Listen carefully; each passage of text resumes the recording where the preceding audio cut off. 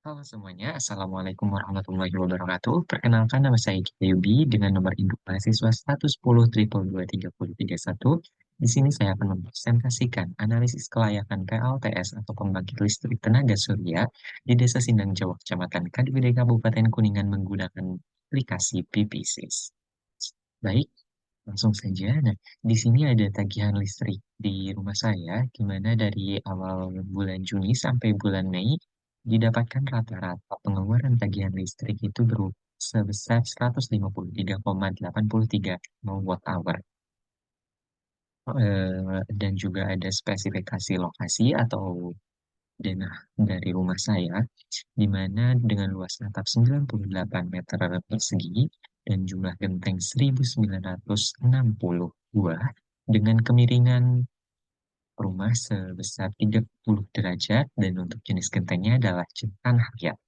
Nah, dari tagihan listrik dan spesifikasi lokasi tersebut, saya menggunakan web Global Solar Atlas untuk melakukan analisa terlebih dahulu terkait potensi dari sinar cahaya matahari yang ada di Desa Sindajawa, Kecamatan Kadugede, Kabupaten Kuningan. Di sini saya memilih Desa Kartayuga sebenarnya karena desa saya sendiri, Desa Sindang Jawa, memiliki kesulitan di dalam Google Earth yang ditampilkan oleh Google Solar Atlas. Jadi saya memilih Desa Kertayuga karena kebetulan memang kami bersebelahan, sangat bersebelahan, dan juga untuk daerah iklimnya, iklim serta daerah ketinggian dari rata-rata air laut juga sama.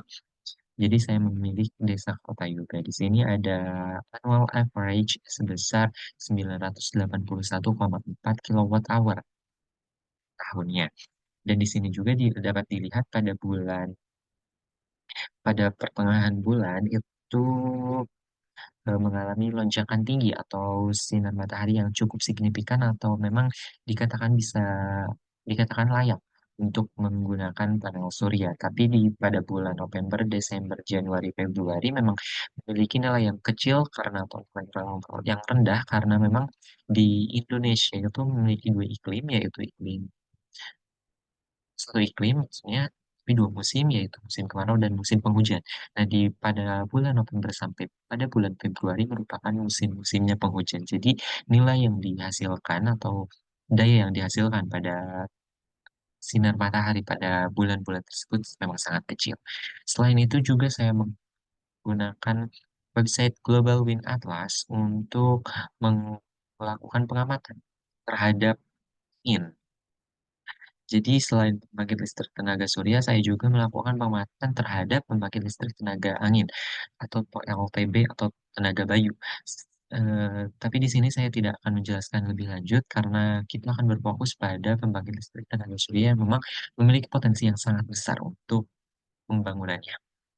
Nah, setelah melakukan pendekatan terlebih dahulu melalui website Global Solar Atlas tadi, saya melakukan perhitungan dengan variabel-variabel berikut, didapatkan watt peak sebesar 3.368,96 watt peak.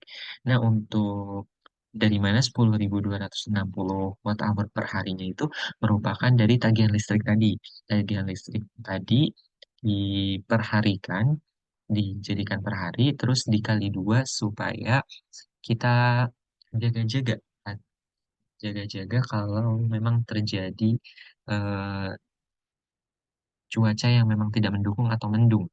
Jadi pembangkit listrik tenaga surya meskipun mendung tetap mendapatkan atau tetap menyerap energi cahaya matahari dan menghasilkan energi listrik dengan watt peak sebesar 3.368,96 didapatkan jika saya menggunakan 300 watt peak panel suryanya dengan monokristalin, yaitu sebanyak 12 buah fotovoltaik yang harus saya gunakan di rumah saya untuk pembangunan pembangkit listrik tenaga surya.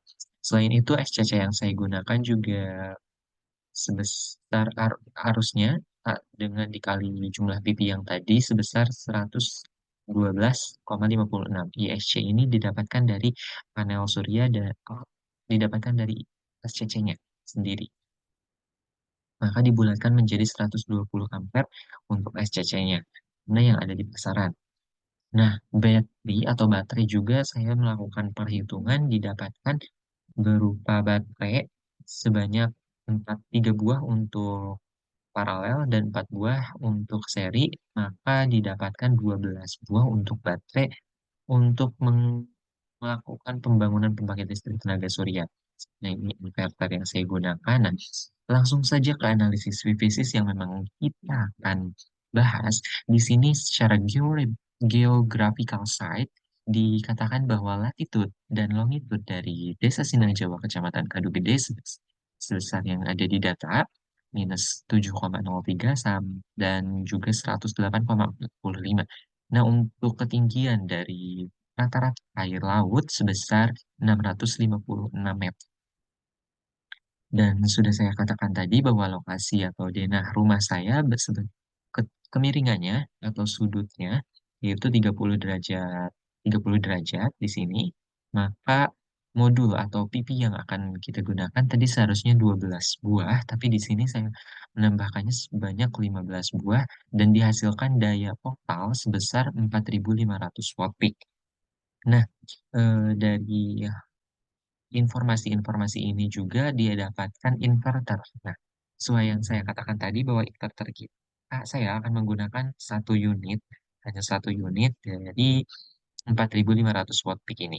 Nah, untuk result summary-nya itu produksi energi sebesar 6.608,81 kilowatt hour per tahunnya, di mana spesifikasi production sebesar 1.469 kilowatt hour per tahun, di mana reversion rasionya itu sebesar 82,86%. Dikatakan bahwa 82,86% ini menurut saya sangat layak untuk di untuk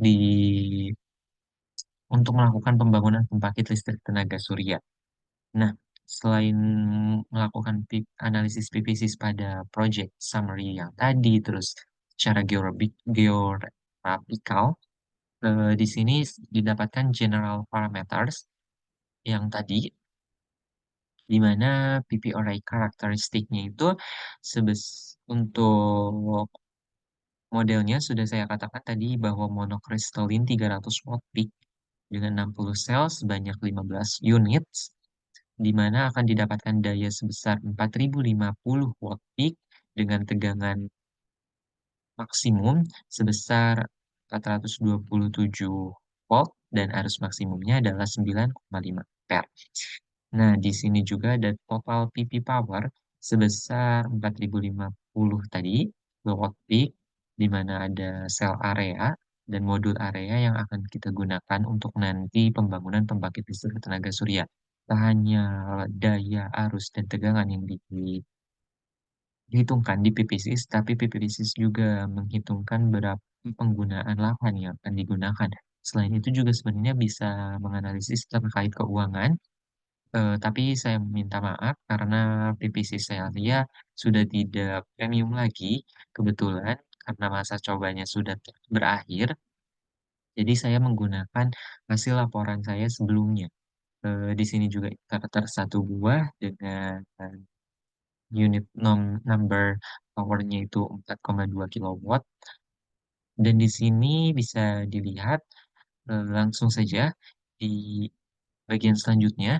Nah, setelah yang saya jelaskan tadi juga bahwa dari Maret sampai Oktober itu di daerah saya, di Desa Sinang Kecamatan Kadugede, Kabupaten Kuningan akan mendapatkan nilai potensi sinar matahari yang cukup tinggi. Kenapa? Karena memang pada saat bulan-bulan tersebut adalah musim kemarau, sedangkan pada November sampai Februari tidak memiliki atau kebalikannya memiliki nilai yang sangat rendah karena pada pada bulan tersebut adalah musim penghujan. Nah, sesuai dengan result tadi bahwa production energinya itu sebesar 6.000 ini, dan untuk performance rotation ratio, performance rasio maksudnya 82,86% dikatakan cukup karena lebih dari 80% dan untuk specification production sebesar 1.469 kWh per tahun. Dan di sini juga ada balance and main results, dapat dilihat dari Januari sampai Desember, untuk rata-ratanya juga ada di mana global honor, terus ada di sini juga tabel-tabel setiap kilowatt hour. Kan ada performance rasio per bulannya. Seperti itu. Sekali lagi saya meminta maaf karena aplikasi PPC saya sudah tidak premium karena masa percobaannya sudah habis. Jadi saya hanya menggunakan hasil laporan yang sebelumnya saya upload di Drive yang memang sebelumnya sudah saya upload di bagian tugas awal-awal. Seperti itu. Mungkin dari saya sekian. Terima kasih. Mohon maaf bila ada kesalahan dan kekurangan. Mohon dimaafkan. Terima kasih. Wassalamualaikum warahmatullahi wabarakatuh.